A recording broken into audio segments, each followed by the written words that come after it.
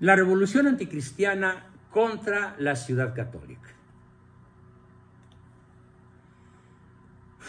Todas las herejías fueron revolucionarias, y revolucionarias en un sentido total. No quisieron reformar solamente las creencias religiosas, sino reformar también la vida en todos los aspectos: eco, bio, psico, social, espiritual. Muchas de ellas, las revoluciones, predicaron desde un primer momento el comunismo como forma de vida.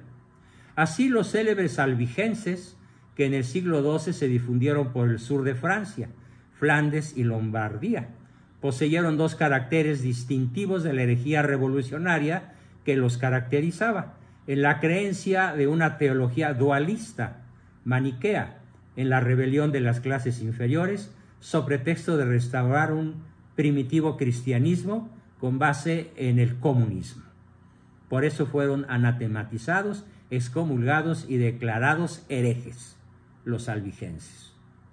Una secta como las cientos que existen, bueno, nada más voy a referirme a las que existen en Estados Unidos de Norteamérica, 500,000 de sectas, reconocidas por lo que allá se llamaría, si fuera igual que en México, Secretaría de Gobernación. 500,000 de sectas.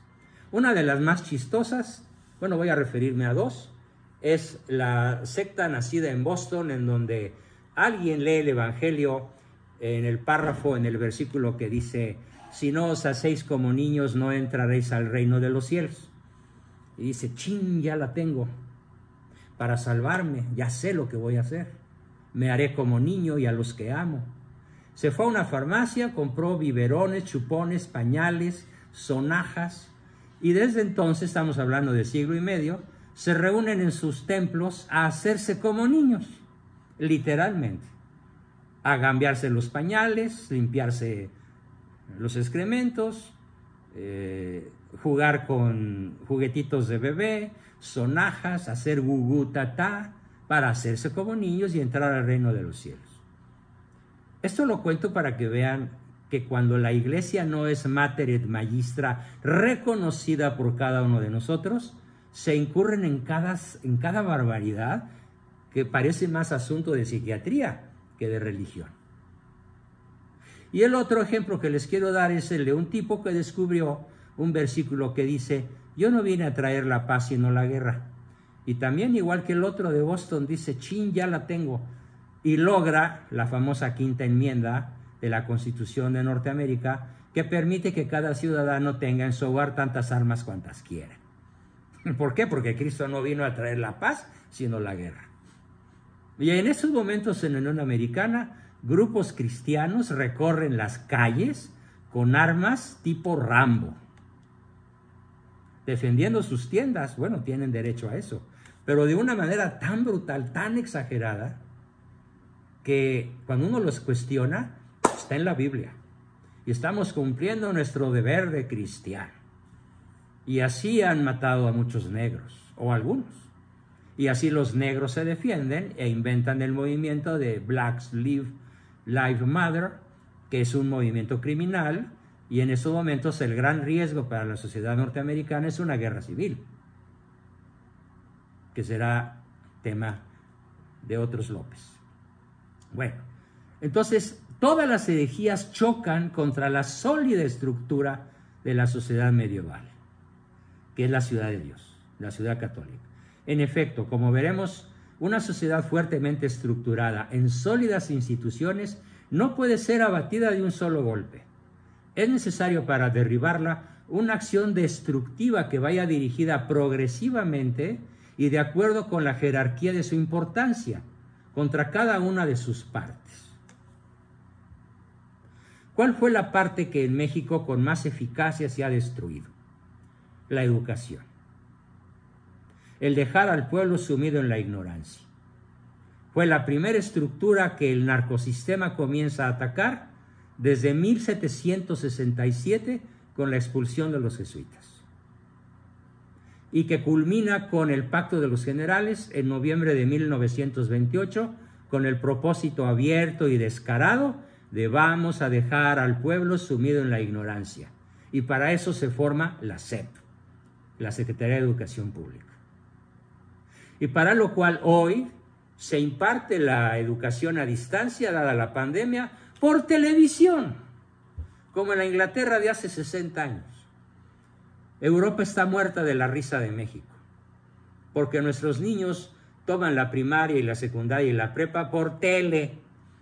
En la época del jet siguen andando en burro, por X falsas razones aducidas por la narco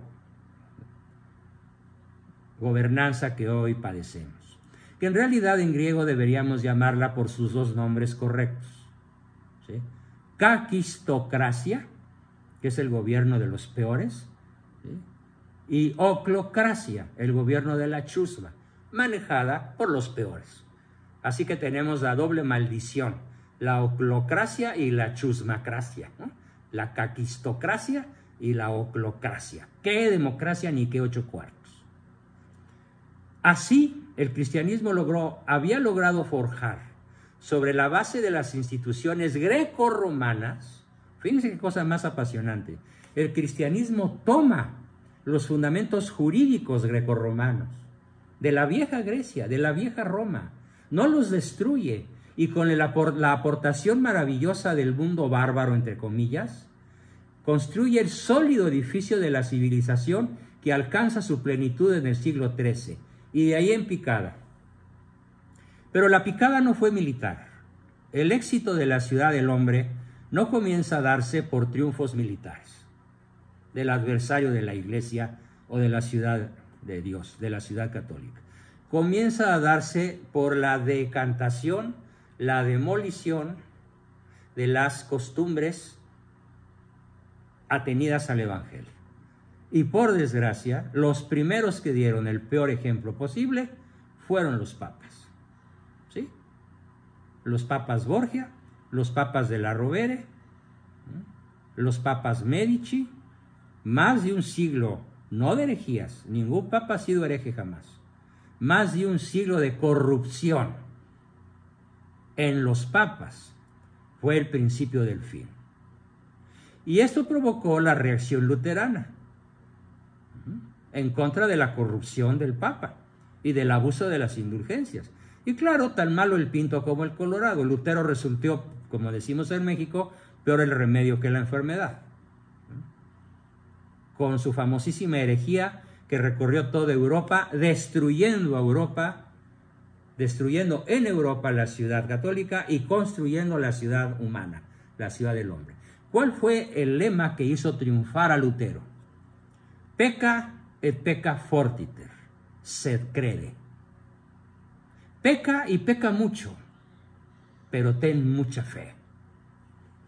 Si alguno de ustedes ha estado alguna vez en una reunión de creyentes protestantes, es lo único que hacen. Leen los evangelios en un tono grandilocuente. Distinguir a un predicador católico de un predicador protestante tiene dos criterios: estridencia y subjetividad. ¿Cómo distinguimos al predicador falsamente católico y verdaderamente protestante? Por su terrible nivel de estridencia y su absolutamente subjetiva interpretación de cada versículo del Evangelio. Bueno, pues con una estridencia fantástica, escuchándose en los 4 puntos cardinales de toda la Europa, sobre todo de la Europa no latina, es decir, me refiero a Alemania, Suecia, Inglaterra, los países nórdicos en general, Alemania principalmente, mucho menos en el sur, católico, Francia, España e Italia, con ese gran lema que instaura la ciudad del hombre. Mira, no tenemos remedio, somos pecadores. De hecho, Lutero pues no podía dejar de fornicar con su amante, una monjita que le tocaba la puerta nomás cruzando la barda del convento de junto, ¿sí? Y entonces, como él no podía dejar de fornicar, él dice: ¿cómo le hago para escapar del fuego del infierno? Muy fácil, no son las obras las que salvan, es la fe. No puedo dejar de pecar. Entonces recorre el mundo con gran éxito, de hombro en hombro, de corte en corte, de triunfo en triunfo, con su lema, pecca et pecca fortiter, sed crede. Estos son las asambleas protestantes hoy en día.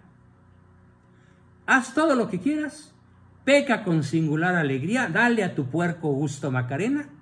¿Sí? Dije puerco, no dije puerco. ¿Sí? Pero ten mucha fe.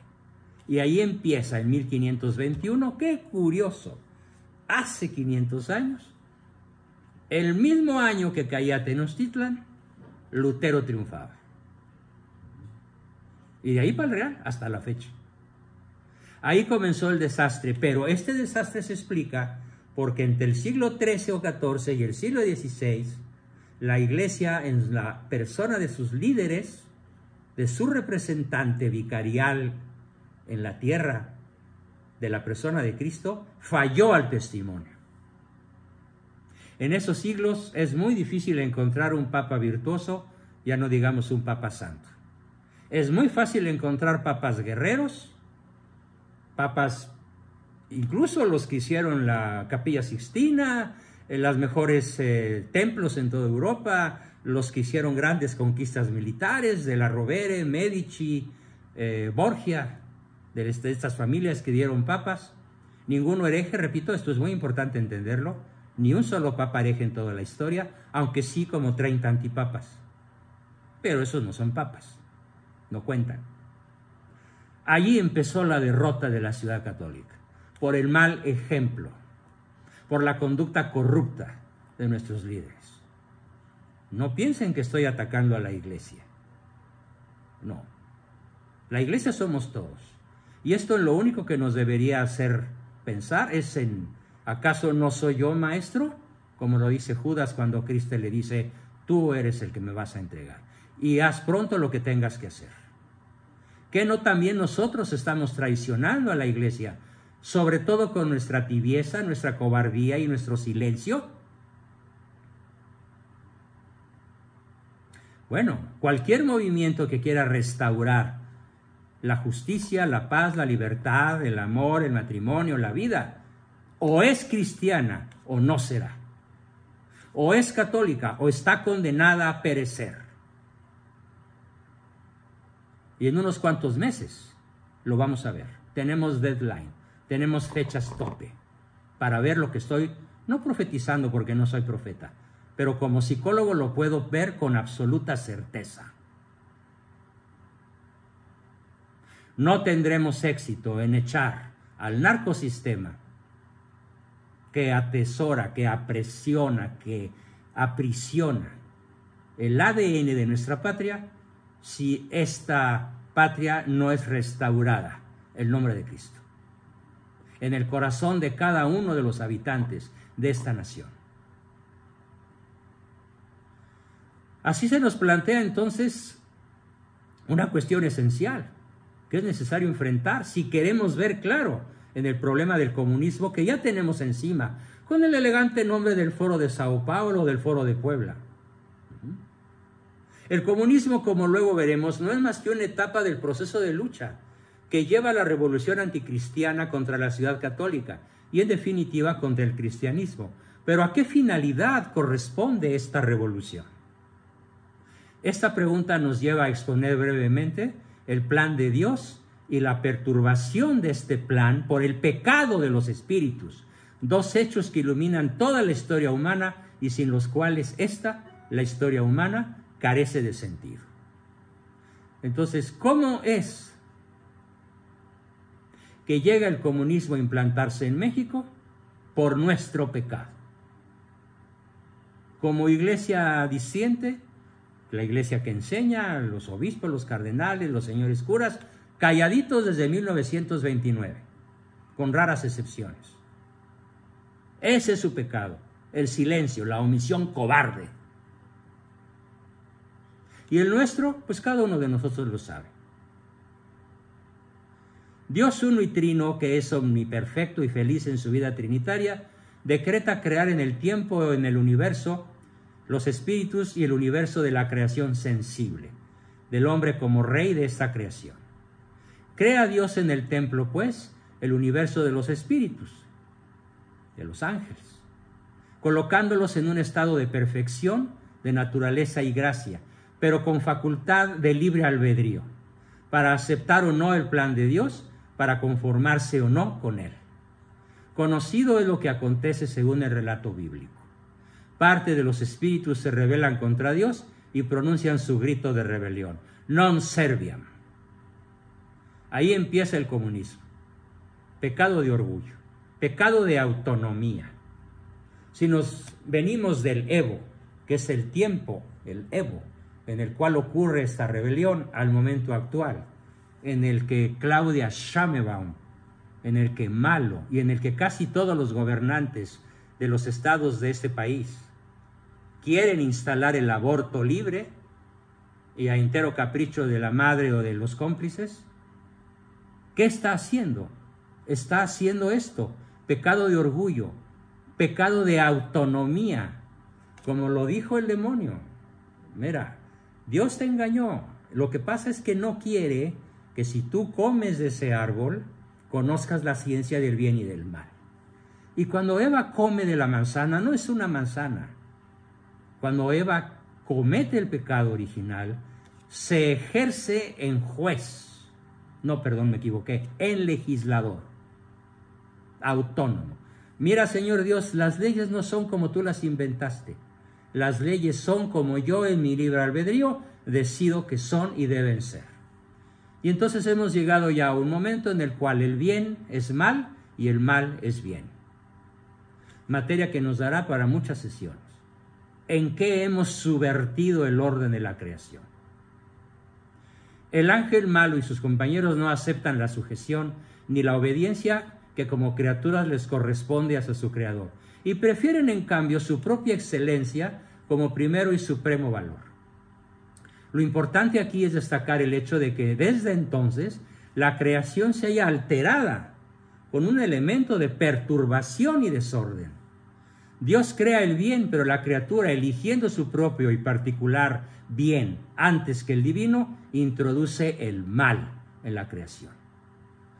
Luego, cuando Dios crea el universo sensible y lo crea bueno y se complace en su bondad, y vio Dios que todo cuanto había hecho era bueno, el espíritu malo, bajo la permisión soberana de Dios, se sobreentiende, introduce el mal también en la creación sensible e induce al primer hombre al pecado, en el cual éste consiente.